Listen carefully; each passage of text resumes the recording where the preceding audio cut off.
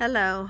Today we're going to go over 4 seated poses and the basic seating poses, which include Dandasana, which is staff or stick pose, Sukhasana, which translates as easy seat, Baddha Konasana, which is bound angle, Baddha meaning bound, Konasana is angle, and also Virasana, which translate as hero's pose.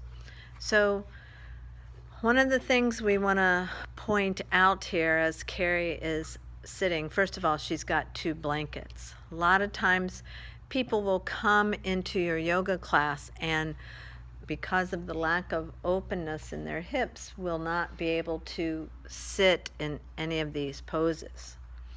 Their posture may be rounded at the back and slumped, and then their knees will be up towards the ceiling, and they'll struggle with their breath. So the immediate relief would be the higher to get the hips, so that the hips are at least up above the knees. So she's added a bolster on top of those 2 blankets. Sometimes you can just add the bolster, but that's a great place to start. So the higher you get the hips, then the gravity and the openness of the legs can happen here. And you can also, she has a couple of blocks beside her. You can take a couple of blocks, but not from the pointed edges. You kind of angle the blocks on their side so that the flat part of the block is what the leg rests on. The pointy edges of the block hitting onto the skin is a very sensitive organ, and it feeds the nervous system. So that jabbing sharp corner of the block can feel like, unbeknown to us, that a sharp edge, that the skin is getting cut. So the flat surface is usually more comforting for the nervous system. She can also then take the blocks away, so as you progress, the blocks would be moved away. A bolster can be moved away, and you can use 2 blankets.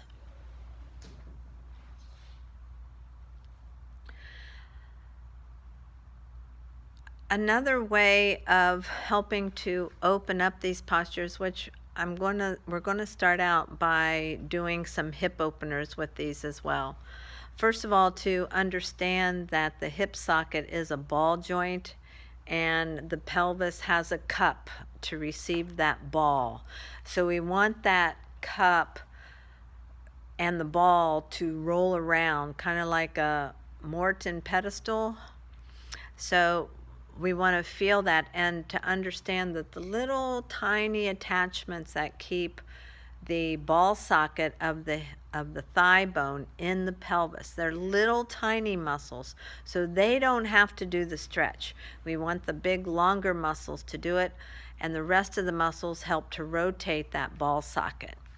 So what Carrie's going to do to help warm these hips up, first of all, is a little sequence of postures. And the first one is just to sit with the legs stretched out in front of her. She's sitting on the blanket, and what the blanket does here, again, to tilt the pelvis. So the sit bones are lifted, gets the pubic bone to move more towards the ground, and it brings the sacrum into the body. So this would be posture number 1 to open up the hips. So the legs are straight forward in what would be known as a closed hip posture. Then she's going to bend the knees in towards her chest and let the knees drape out to the side with the soles of her feet together. That's Baddha Konasana. Good. You can play in this posture a little bit, just rock side to side so that the leg onto the ground. She could take like her right leg, she could lean over to her left, take her right hand onto her right hip crease and just kind of peel that away for a couple of breaths, and then switch and go into the other side. She's having some fun there. letting that hip drop down using the web of your hand between your thumb and your fingers. Good. And then come back to center. Inhale the knees up. Straighten the legs out in front, and then open the legs up wide. Baddha Konasana. And again, you can see by her posture that the blanket is helping to tilt the pelvis forward. So that gets the sacrum to come into the body so that the spine elongates straight up from there. Good. And we can go through a couple of rounds of this. So legs draw together, knees draw in, bound angle. Inhale, bring the legs up. Legs out in front. Use the breath with this, so it's an inhale to bring the knees in. Exhale, let the knees drape out. Inhale, draw the knees up. Exhale, let them straighten out. Inhale, let the legs widen. Exhale, just to pause there. Inhale, draw them in again. Exhale, bending the knees in, dropping them out. Good. And as you see what she's doing, she's kind of rocking the torso with this movement. So allowing the rock of the pelvis, the rock of the torso, as she begins to open them up. So it gets the body used to feeling how that hip socket, that ball, is rolling around in the cup. Now she's going to try one more practice here with bringing the knees up. And she's going to lean off over to her left side and bring that right foot beside her to stretch through that top leg. Again, there's a little bit of internal and external rotation of the hip. Good. Just to let that leg feel that. So now she's going to bend that same right knee in towards her chest. Stretch it out long. Good. And then lean over to the other side or lean over to the right side and bring the left leg behind her. She's still sitting on the blankets to keep the hips even. Good. And this helps to stretch out the quad a little bit. Keeps the hips lifted so the leg will drop down. Beautiful. Taking a deep breath. Excellent. And so these are just some preps to get these hips used to, the legs and the hips used to in these movements. So we'll move into Dandasana first, the staff or stick pose. And you can try to even come down onto one blanket. And as she finds her comfortable seat, she's going to take two hands. She's taken two hands. We'll go to the left leg. So she's going to take her right hand to the internal thigh, roll that in, let her left hand grab her buttocks flesh and that cheekbone to spiral in that thigh. Beautiful. She does it on the other side, so this helps to widen the buttocks flesh, widen the sit bones, and let the legs lengthen out. This can be kind of hard for people to sit, and that's why it's a very powerful and strengthening pose just to do this by itself. So you hang out with the breath. She's using her arms to help brace her spine. Don't want to put a lot of pressure in the wrist, but we gradually want to feel that how the spine starts to absorb some of the work that the arms would be doing. But yet it's also the training center, like you would put a stick up against a tree to help that trunk elongate. And it's just temporary until the spine or the trunk, the torso, begins to find its full strength. She has a looped strap there behind her. She's going to slip that on for a moment. It's going to come around the sacrum, so make sure it's around the bony part of the pelvis, not up onto the waist. And then have the buckle, so it's a looped belt. She's going to have the buckle that's close to her so she can adjust it. And so the other end is around the feet. So what this does, as she tightens it up, she's also going to use a block. She likes to use a block between the thighs that keeps the space between the thighs to open the hips. And then the lower legs can work closer towards moving towards one another. Good. So you can see by the strap then, that helps to pull the sacrum in, and the feet help to push on the strap so that draws, so there's a relationship being felt between the soles of the feet and the sacrum to be the support system. And again, by starting with this foundation, then the trunk, the torso, and the spine all start to gain their strength. A few deep breaths here, the inhale and the exhale. Quieting the mind, getting the legs to feel the touch of the earth, the buttocks flesh, the calf muscles to widen. So there's not a lot of pressure on the heels as well. And just a couple more breaths here. The inhale and the exhale, so that you have time to feel the body adjust. You're in the pose. The rest is up to the breath and developing your awareness. Now this is when the posture starts to give you the information. Excellent. This is Dandasana, staff or stick pose.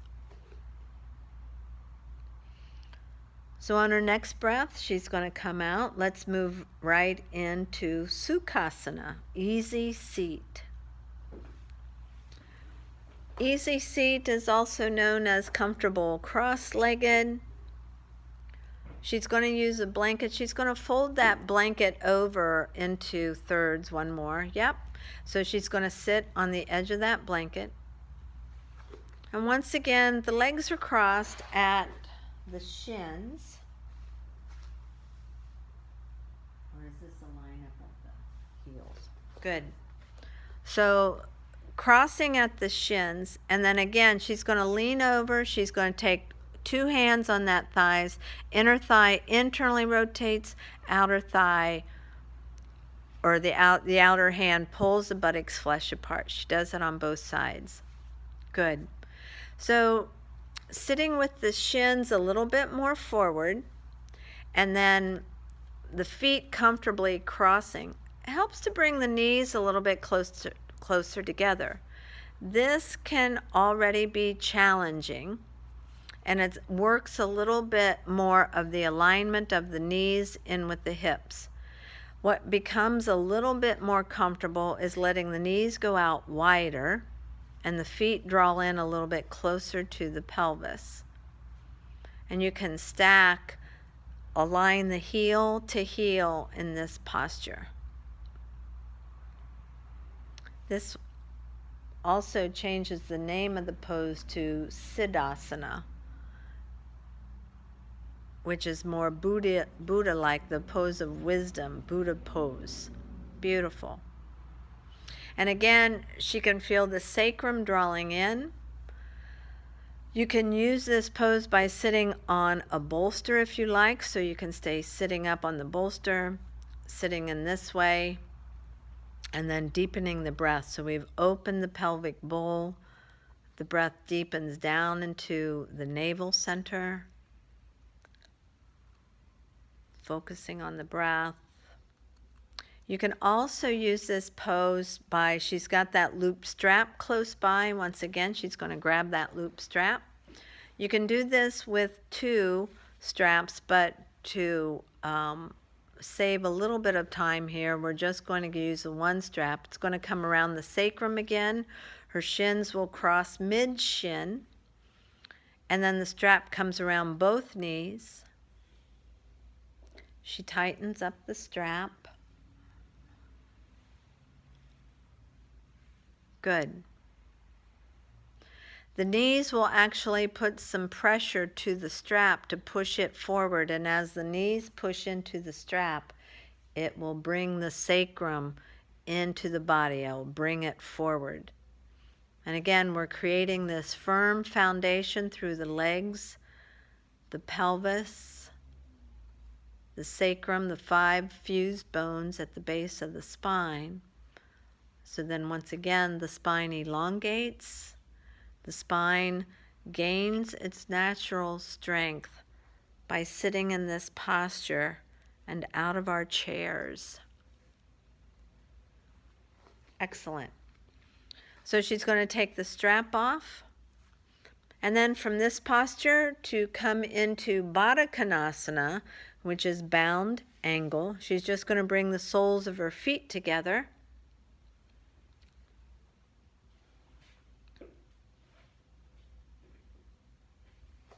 Good. And again, people can have difficulty with this. The feet can be as close or as far away from the pelvis as feel comfortable in order to get the knees to drift out a little bit more.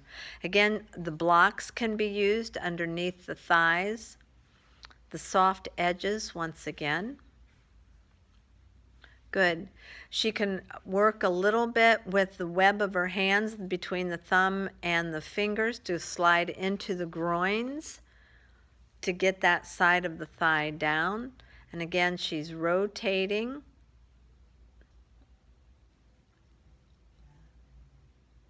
Yeah. So there's an internal rotation to get the pubis closer to the ground and the sacrum in, so that tilt. And yet external rotation to get the hips to open for extension.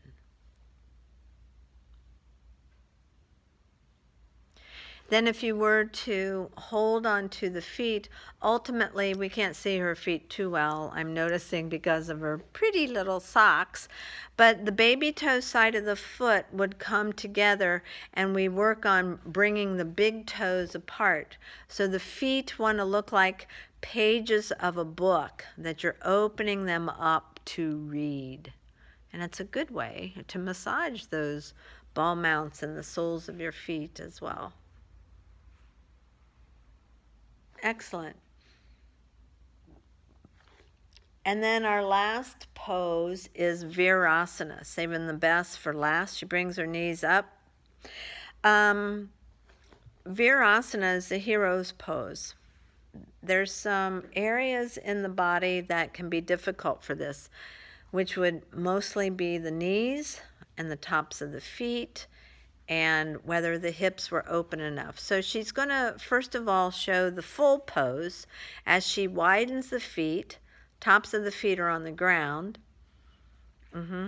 She's flattening out the calves so that the thighs can rest comfortably on the calves, and then the hips, the buttocks, comes down between the feet. Spine lengthens. So that's the ultimate and the end result of this posture. So we don't always have this kind of flexibility. So adjustments here would be, first of all, to take a blanket underneath the lower legs, so underneath the knees.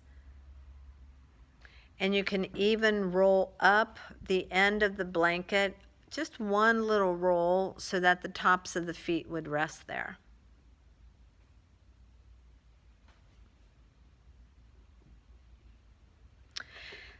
And then she could take a block. Now a block, if you have one, is handy. Various sizes for the blocks depending on the hips. The lowest side, let's go for the lowest side first. Lowest side down, flat. Gives you a little bit of height.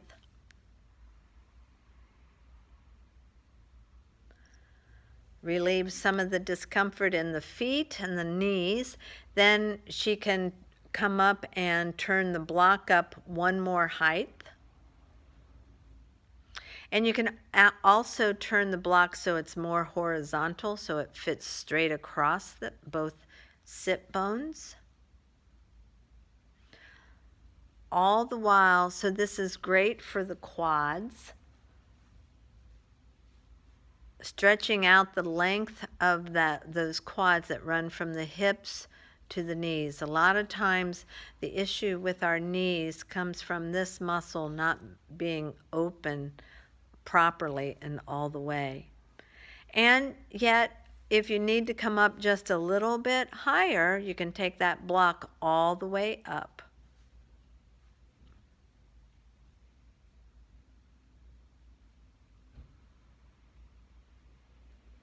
Beautiful. People have been known to use big, thick books. When we used to have big, thick telephone books, and then you would pull a page out every day until the hips got onto the ground. She's also going to use a blanket, so to protect the knees, she's taken a blanket, pulling it up right in between there. You can also use a washcloth behind the knees, a rolled up washcloth, but this helps to create a space behind the knees. And then she can comfortably rest the buttocks back.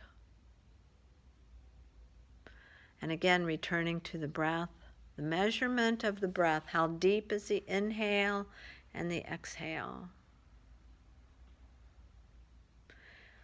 And then, of course, we can always use that bolster once again. We can pull that up in between the legs. It's a nice spacer, a nice height.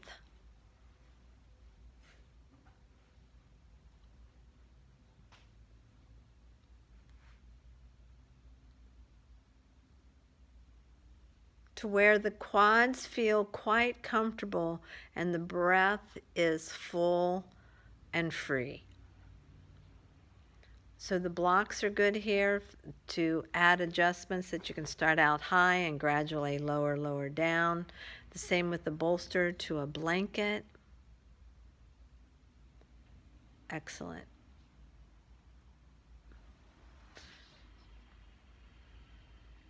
Till you ultimately come all the way down to the floor.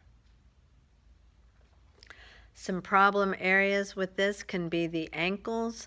The tops of the feet may not come flat onto the floor. You may see people that flex their foot because the foot can't even, sometimes it's hard for us to even flex the foot, so the foot that flexes out to the side, so the ankle is completely turned. That's kind of hard for us to do. But sometimes that's what people can do. They can't get that top of the foot flat. So just be aware of that. Excellent. Mid shins make it to the ground. Good.